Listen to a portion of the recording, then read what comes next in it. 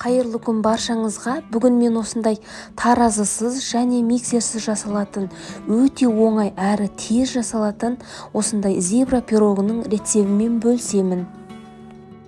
Достар, менің каналымда осымен қатар көптеген өте тез жасалатын торттардың, пирогтардың және салаттардың рецебі бар.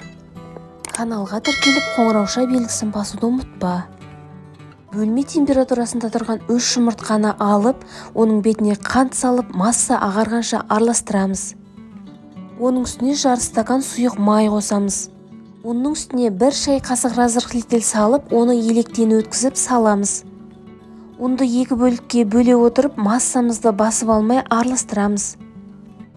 Массаны 2-ге бөліп, жартысының үстіне 20 грамм какао қосып араластырамыз.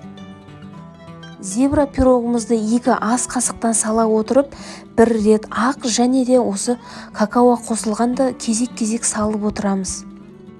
Шпажканың көмегімен сызып шығамыз. Алдын ала қызып тұрған пеште 180 градуста 35-40 минуттай пісіріп аламыз.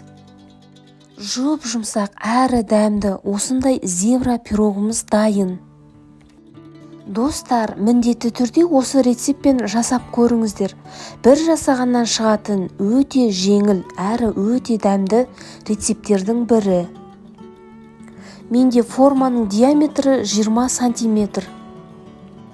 Достар, алдағы уақытта менің каналыма көптеген осындай пирогтармен қатар торттардың керемет рецептері шығады.